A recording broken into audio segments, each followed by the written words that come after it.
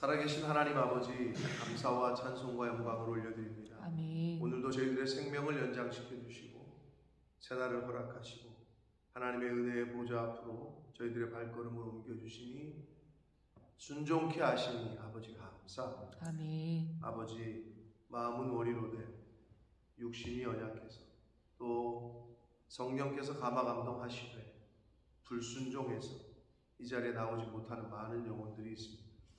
아버지, 하나님께서 저희들의 마음에 감동을 주실 때 순종할 수 있는 영적인 분별력을 갖게 해주시고 아멘. 잘 구별하고 분별하고 성별하는 오늘 하루의 삶이 되도록 성령 하나님 함께해 주옵소서. 아멘. 이 시간 말씀을 전하고 듣겠사오니 진리의 성령께서 저희들 모두와 입만들로 함께하여 주옵소서. 아멘. 예수 그리스도 이름으로 축복하며 기도 올리옵나이다.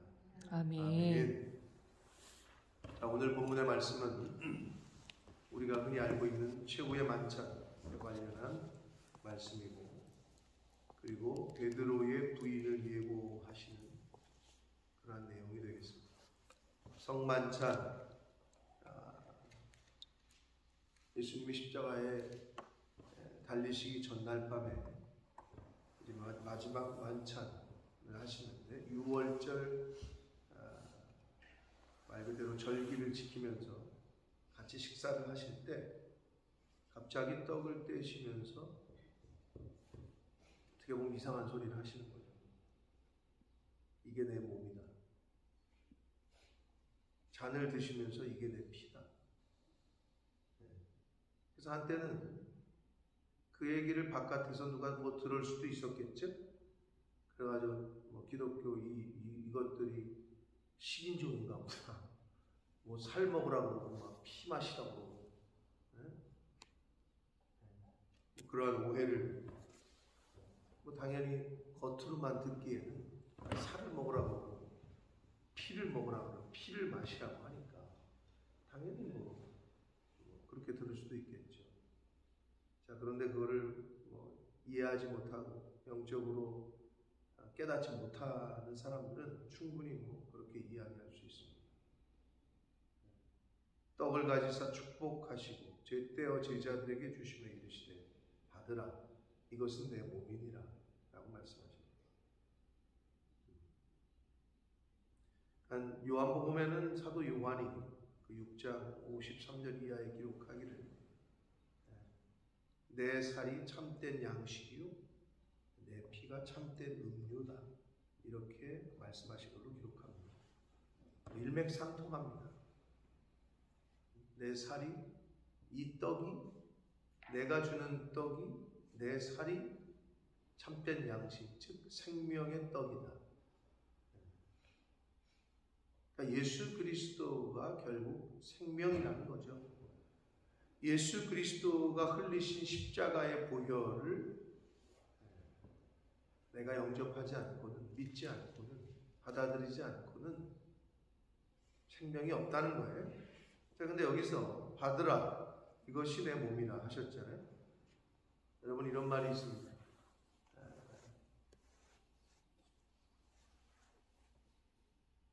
물가에까지 데리고 갈 수는 없어. 있으나 물을 억지로 먹일 수 없다.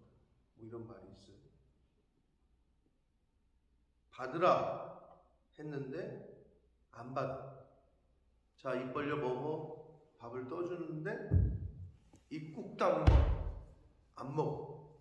여러분, 애 키울 때 그런 적 있죠? 애들이 이제 어느 정도 나이가 먹어서 자기 의지가 생기고 뜻이 생겼을 때 자기 뜻과 의지에 마음에 안 맞으면 입을 꽉 다물고 또는 고개를 휙 돌려요. 그게 이제 자아가 생겼을 때, 그 전에 어린아이는 아주 갓난아이부터 그 전까지는 벌리라 그러면 벌리고 밥 준다 그러면 주고, 그리고 뭘 해도 계속 엄마를 찾아요. 어려서 이거 해도 엄마, 이거 해도 아빠. 그런데 어느 정도 컸을 때부터는 엄마가 가도 나가세요. 내 방 좀 들어오지 마세요. 문 닫고 들어가. 이제 찾지를 않아. 그게 왜 그러냐? 자아가 생기면 내가 더 커지잖아요. 그러면 부모가 필요 없어요. 그리고 더 커지잖아요. 본인이 더 커지면 어떻게 되는지 알아요? 이제는 엄마 아빠가 없어도 돼요. 이 신앙생활을 볼 때 똑같아요. 하나님 아버지가 필요해. 늘 어려서는. 예수님께서 어린아이와 같지 않고는 천국에 들어갈 자가 없다. 그 어린아이와 같다는 의미가 그거예요. 근데 커지잖아요? 그러면 찾지를 않아요. 찾지도 않을 뿐더러 필요가 없어요. 이 자기가 어른이 됐다고 생각하니까. 실제로 그렇고 엄마 아빠는 힘도 없고 늙었고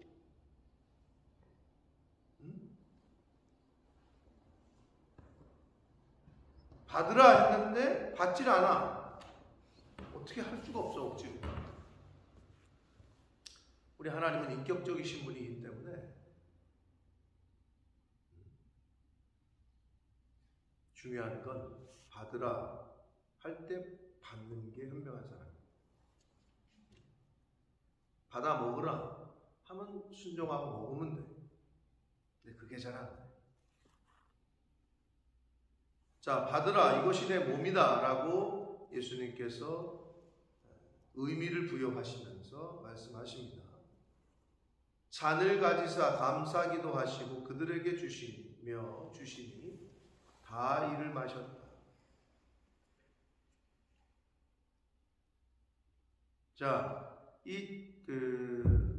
예수님께서 영원한 최후의 희생 제물이 되셨는데 옛날에 구약에는 어떻게 제사를 드렸냐? 계속 나와 있습니다만 구약 성경에 출애굽기 24장 8절에 보면 하나님과 이스라엘 백성들 간의 언약을 맺을 때 소의 피를 뿌리면서 이거에 바로 너희와 세우신 하나님의 언약의 피다. 이런 표현이 나와요. 언약의 피. 그러니까 그 언약의 피의 마지막 그리고 최종적이고 최후의 피가 바로 예수 그리스도의 피다.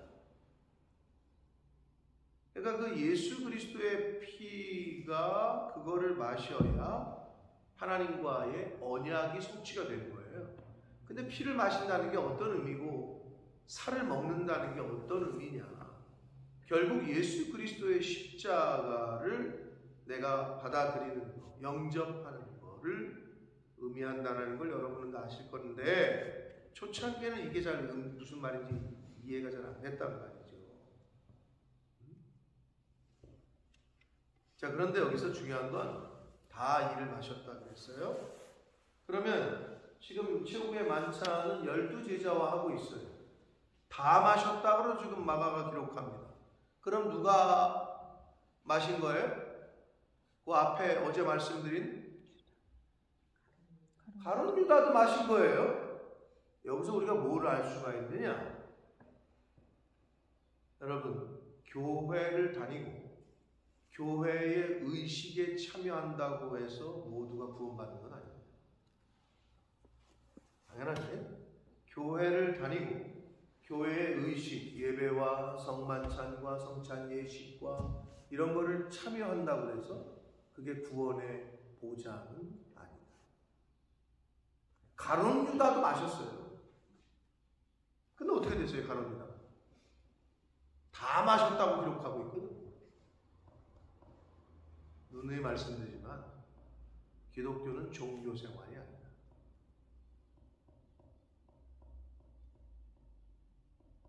기독교는 나를 죽이고 나를 고치는 게 기독교다. 내가 교회에 몇 번 참여했네, 봉사를 몇 번 했네, 그게 중요한 게 아니고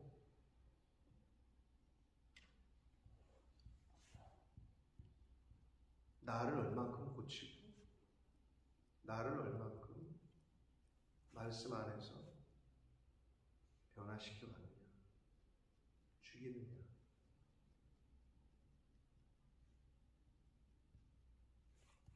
그거를 얘기하고 있는 게 예수님이고, 그걸 얘기하는 게 수많은 믿음의 선배들입니다.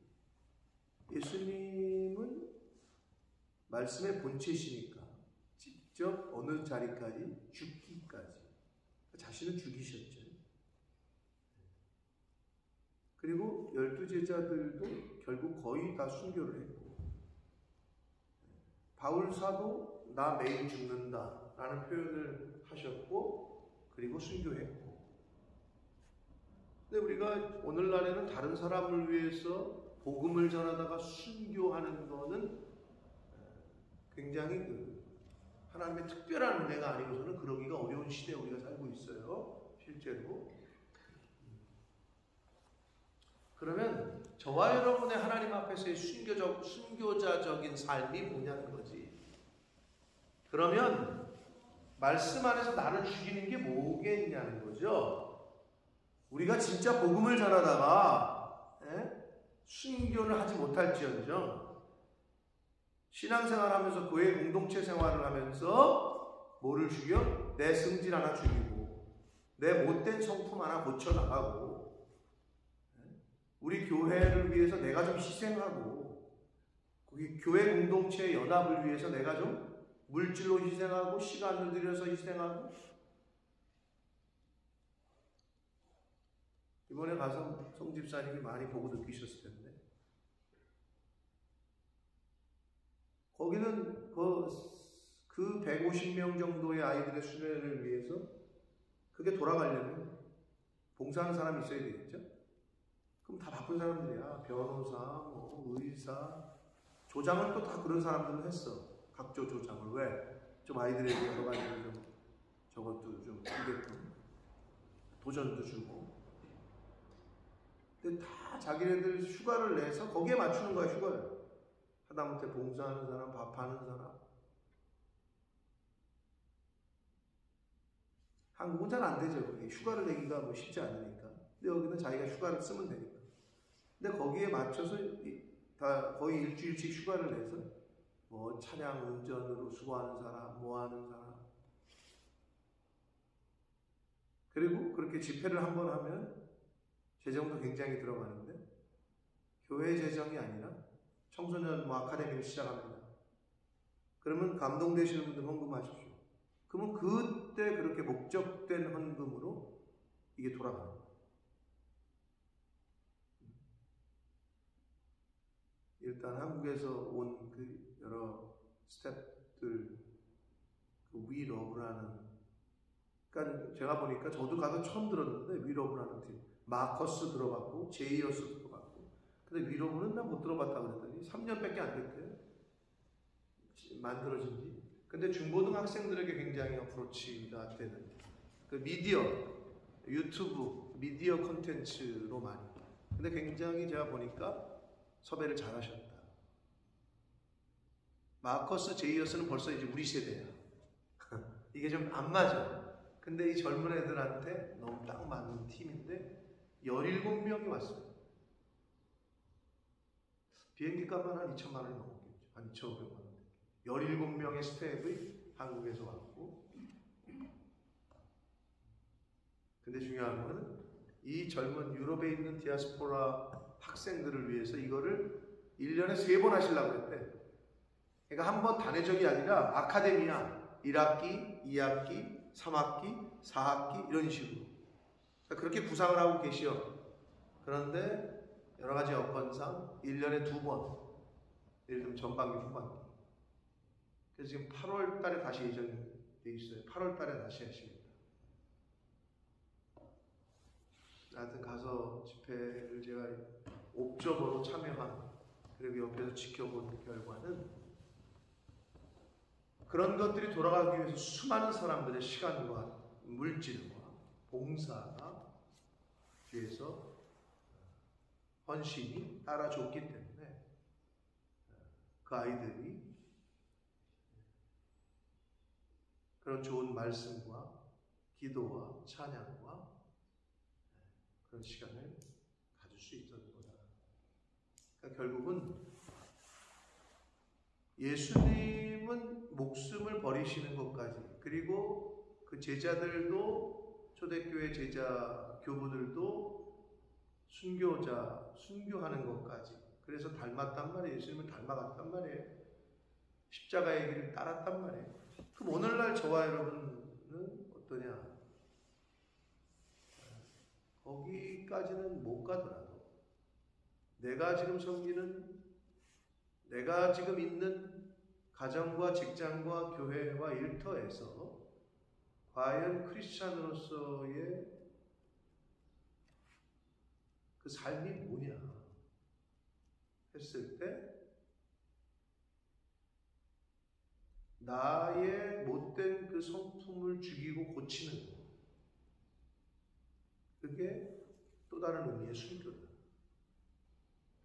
그러니까 바울 사도가 말한 나는 매일 죽는다. 그걸 왜 죽는다라는 표현을 썼을까? 결국 그걸 죽이는 거죠. 내 혈기, 내 기준, 내 생각, 내 관점, 이걸 죽이는 거죠. 내 뜻이 아니라 하나님 뜻이 되기를 원합니다 라고 외치셨던 예수님처럼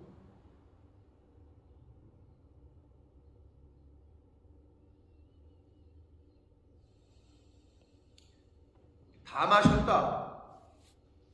가룟 유다도 마셨다. 이런 형식과 이 예식과 이거에 참여하는 것이 구원과는 별개라는 것을 잘 보여주는 게 가룟 유다의 샘플입니다. 이르시되 이것은 많은 사람을 위하여 흘리는 나의 피 곧 언약의 피다. 구약에도 나왔다.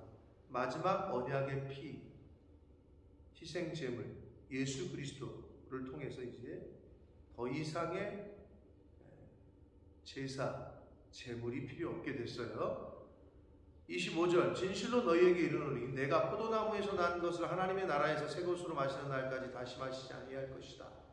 이 의미는 뭐냐? 결국 예수 그리스도가 이 땅에 재림하시고 우리가 하늘나라에서 천국 혼인잔치가 신랑 되신 예수님과 함께 그렇게 천국에서 혼인잔치가 열릴 그때까지는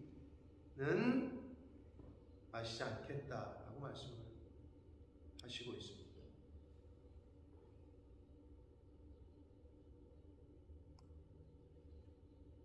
자, 누가? 내가 그러셨죠, 예수님께서? 당연히 그럴 수밖에 없었고, 왜냐하면 죽으시고 승천하시니까. 근데 이게 또 의미가 있어요. 내가 안 마시면 돼. 다른 사람 마시는 거에 관심 갖지 말고. 네? 다른 사람이 저 사람이 술을 마셔. 자꾸 관심 갖지 말라니까. 그 사람이 술을 먹고 교회를 나오건 담배를 피고 교회를 나오건 그건 하나님과 그 사람의 관계인데 그걸 다른 사람이 지적하고 얘기하잖아요. 절대 도움이 되질 않아요. 니네들 마시지 마. 다시는 이제 천국에서 혼인잔치가 열릴 때까지 하나님의 나라에서. 그게 아니라 내가 오셨다고 예수님. 내가 포도나무에서 난 것을 하나님의 나라에서 새 것으로 마시는 날까지 다시 마시지 않을 거다. 이 말은 다시 마실 수도 없으시죠. 죽고 승천하시니까. 그런데 여러분, 저와 여러분은 그러니까 내가 안 마시면 돼. 내가 그걸 결단하고 결심하면 돼요. 근데 자꾸 이제 그거를 남편에게 들이대고 또 다른 사람에게 들이대고 그 기준과 잣대를 다시 말씀드리지만 신앙생활은 내가 나를 고치는 거예요.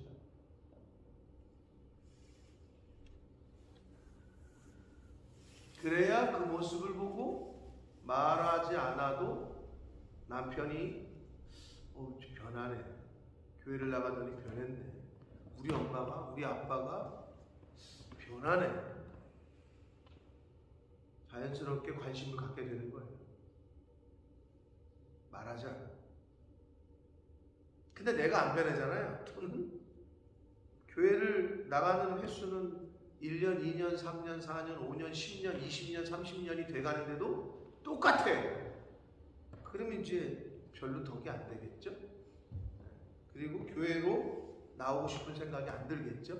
주변에 있는 사람들이.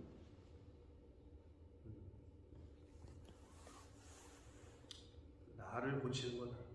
신앙생활. 자, 그러자 이에 그들이 찬미하고 감람산 겟세마네라고 하는 감람산으로 가셨다라고 말씀합니다.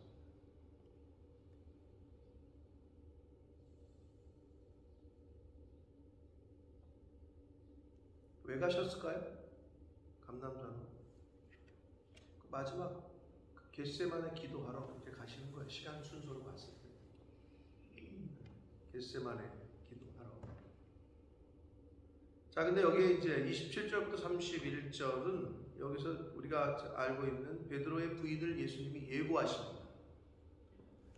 예수께서 제자들에게 이르시되 너희가 다 나를 버리리라 라고 얘기하시면서 이는 기록된 바 내가 목자를 치리니 양들이 흩어지리라 하였다. 예수님, 베드로뿐만 아니라 모든 제자들의 예수님을 버리고 도망칠 것을 예고하시는데 가만히나 이 베드로가 거기서 또 나서요. 아유, 무슨 말씀이세요? 다 버려도 난 안 버릴 거예요 라고 얘기를 합니다. 자, 근데 내가 목자를 치리니 기록된 바 스가랴 13장 7절의 말씀을 예수님께서 인용하시면서 내가 목자를 치리니 양들이 흩어질 것이다. 그렇죠. 목자를 치면 양들이 흩어지죠. 근데 여기서 흩어진다는 의미가 뭘까요? 물리적으로는 도망치는 걸 말하죠. 흩어진다는 의미는. 제자들이 도망치는 것을 의미하는 거고요. 물리적으로는. 보여지는 거는. 근데 정신적인 건 뭘까요? 물리적으로는 도망치는 거라면 정신적인 건 뭐예요? 그건 배신. 배신.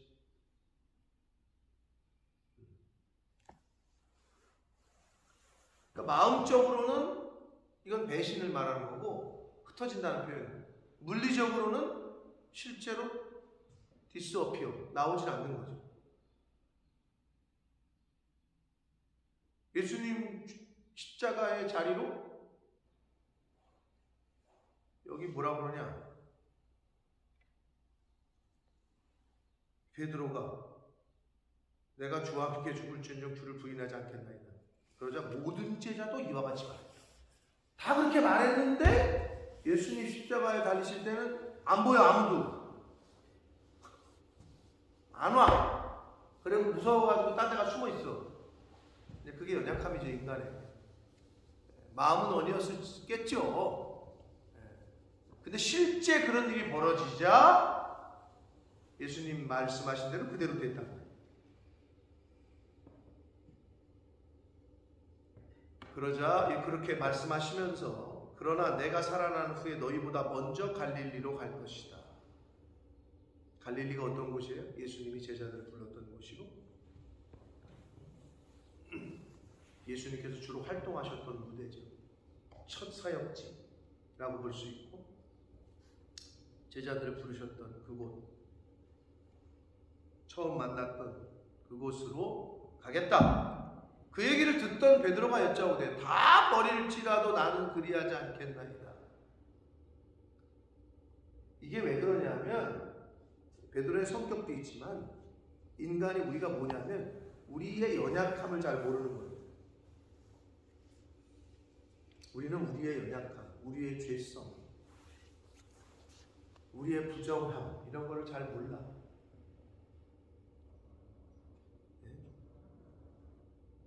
누구도 자신할 수 없다는 거죠. 그 어떤 누구도.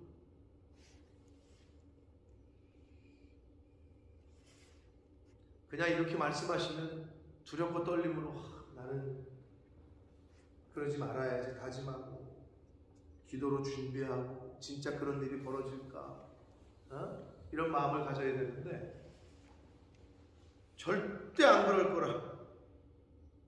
다 버려도 나는 안 그럴게 돼. 이게 이제 베드로인데 본인의 연약함을 잘 모르고 있단 말이에요. 인간이 참 연약한 존재인데, 이제 누가복음에 보면, 누가복음 22장에 보면 이런 베드로에게 예수님이 뭐라고 그러시냐면, 마가에는 기록이 안 되어 있는데, 내가 너를 위하여 내 믿음이 떠나지 않기를 기도하였느니 너는 돌이킨 후에 내 형제들을 굳게 하라 라고 예수님께서 이렇게 자기를 배신하고 또 자기를 버리지 않겠다고 하고 아주 호언장담하던 그 베드로의 그 연약함은 예수님은 아시잖아요.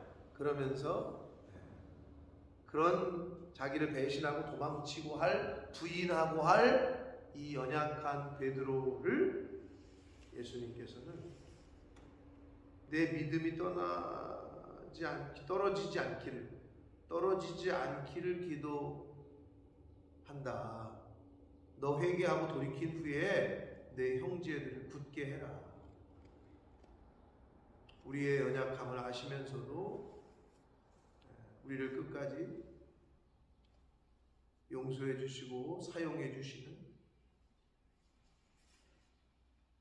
그런 예수님의 마음이 담겨져 있는 말씀이 누가복음 22장 32절에 기록되어져 있습니다. 자, 베드로가 호언장담을 하자 예수님께서 이르시되 내가 진실로 내게 이르노니 오늘 이 밤 닭이 2번 울기 전에 내가 3번 나를 부인할 거다. 3이라는 숫자는 아시는 대로 완전수고 이스라엘 백성들에게 있어서는 말 그대로 완전수인데, 이 말은 완전하게 부인한다는 거야. 그냥 조금 부인하는 게 아니라 너는 철저하게 아주 완전하게 나를 부인할 거다. 우리나라 사람들도 좋아하죠. 3. 그러니까 뭘 해도 3, 3번이야. 3, 3번을 좋아한단 말이에요. 그러니까 완전하게 철저하게 그렇게 부인할 거다라고 예수님이 말씀하시고 있어요. 그러자 베드로가 다시 말합니다. 가만히나 있지 계속 얘기를 하는 거죠. 내가 주와 함께 죽을지언정 주를 부인하지 않겠습니다. 그러자 모든 제자도 이와 같이 말합니다. 사랑하는 성도 여러분, 믿음이 선물이라고 했습니다. 믿음의 절개, 어떤 지조, 이것 또한 하나님이 은혜를 주시지 않으면 그 믿음을 지킬 수가 없습니다. 내가 나의 믿음을 지킬 수가 없습니다. 그거는 하나님께서 우리에게 선물로, 믿음으로, 은혜로 주신 믿음을 내 스스로 지킬 수 없다라는 것을 베드로를 통해서도 너무나도 잘 보여주시고 있습니다. 그래서 오죽하면 예수님께서 내 믿음이 떨어지지 않기를 내가 기도하겠다라고 말씀하셨어요. 여러분, 내 믿음을 내가 임프루브 시켜? 내가 할 수 없다니까요.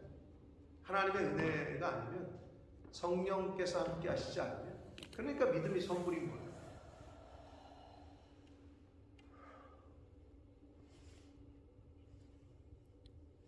이런 베드로의 연약함, 인간의 연약함, 그게 바로 저와 여러분의 연약함입니다. 그걸 인정하고 늘 겸손하게, 겸허하게 하나님 앞에 나와서 무릎 꿇고 기도하고, 그게 자기 부인이에요. 나를 부인하는.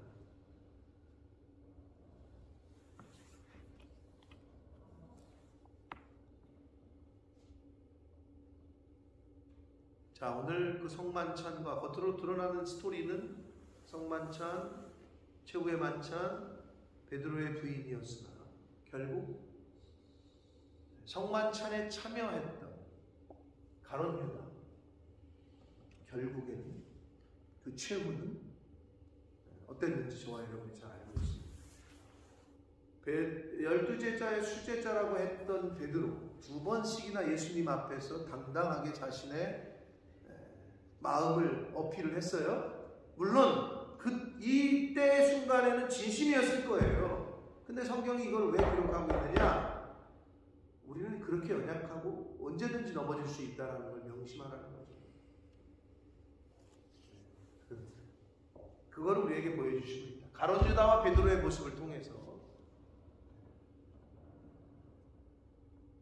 그런데 여러분, 우리는 연약하고 예수님을 부인했던 그 베드로의 요소, 여러분 베드로가 되실지언정 가룟 유다가 되셔서는 안 됩니다.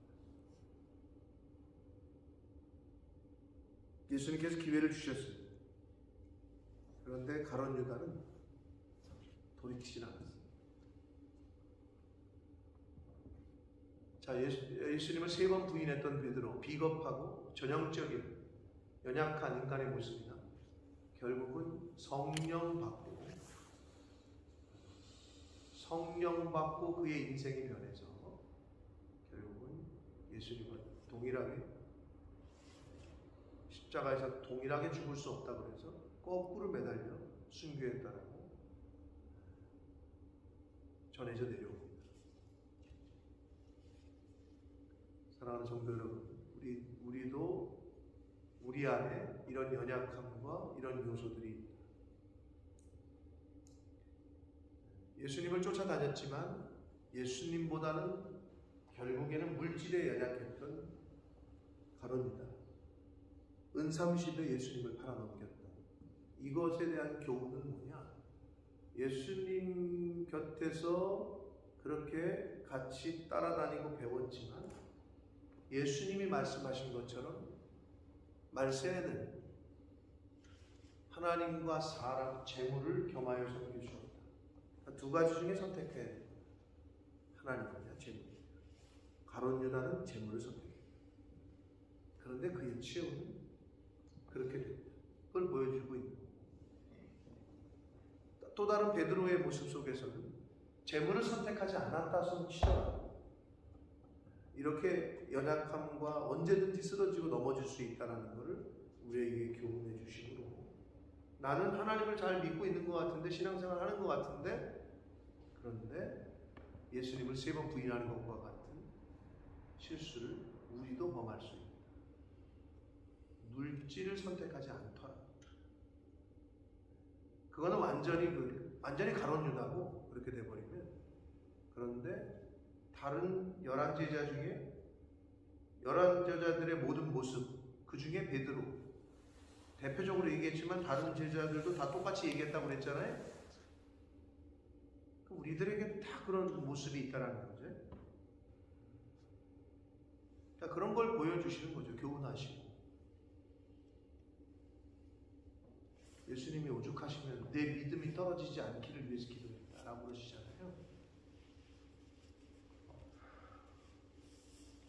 저도 기도한단 말이에요. 하나님, 믿음이 있다고 하는데 저 영혼에 좀 큰 굳건한 믿음, 흔들리지 않는 믿음을 좀 주십시오.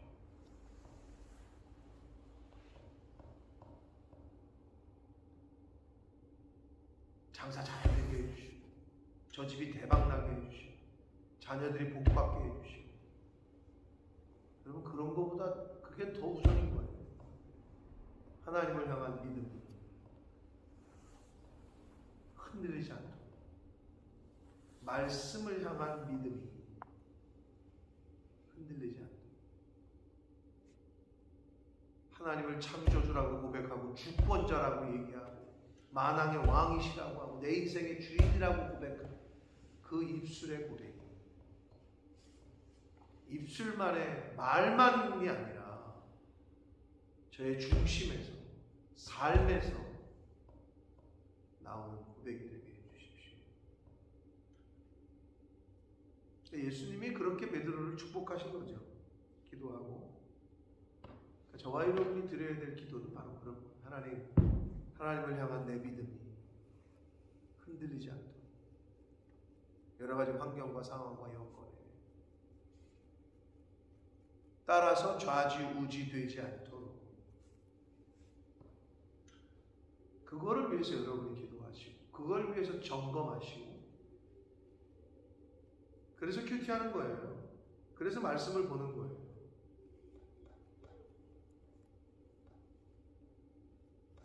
우선순위, 그게 훈련이죠. 근데 잘 안 되지. 어른도 안 되는데 애들이 되겠어요? 어른도 안 되는데 애들도 안 되지.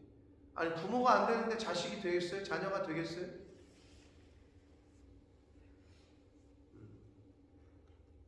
먼저 된 저희들이 본을 보여야 후대들이 따라오는 거겠죠. 잊지 마십시오.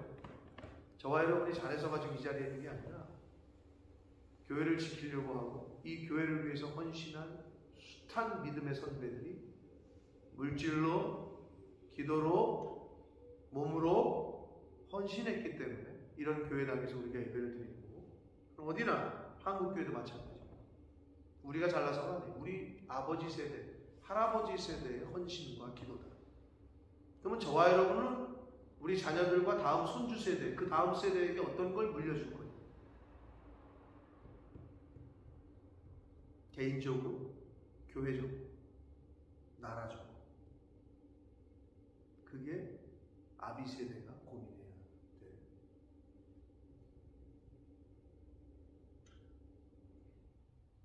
기도 제목인 거예요. 가룟 유다와 베드로 그리고 12 제자와의 성만찬, 그리고 예수님의 제자들의 배신과 흩어짐에 대한 예고, 거기에 따른 베드로의 호언장담,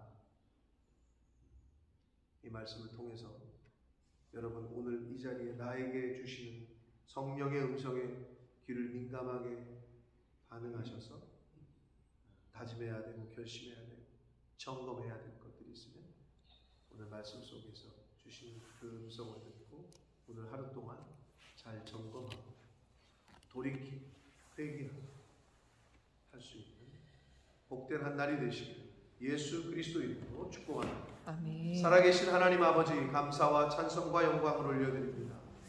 오늘도 새날을 주시고 생명을 주셔서 하나님의 은혜의 보좌 앞으로 저희들의 발걸음을 옮겨주시니 아버지 감사합니다. 아멘. 내가 눈뜨고 내가 일어나서 내가 차 끌고 온 것이 아니라 하나님이 생명 주시고 하나님이 새날 맞이하게 해주시고 하나님이 건강 주시고 하나님이 함께 하셔서 지금 이 자리에 있음을 고백합니다. 아멘. 아버지 하나님 감사합니다. 아멘. 하나님이 허락하신 하루라는 시간 가운데 오늘 주신 말씀을 붙들고 또 나에게 특별히 주시는 감동해 주신 그 말씀을 붙들고 그 말씀을 묵상하며 오늘 하루 동안 그 말씀을 이루어갈 수 있도록 성령 하나님 한 영혼 한 영혼과 함께 해주시고 마음은 어리로되 육신이 연약해서 또는 마음과 육신이 둘 다 연약하여 아버지의 집을 찾지 못하는 하나님의 사람들 한 사람 한 사람 기억해 주시고 아버지 무엇이 우선이고 무엇이 중하고 무엇이 먼저인지를 늘 생각하여 천추의 한거리를 남기는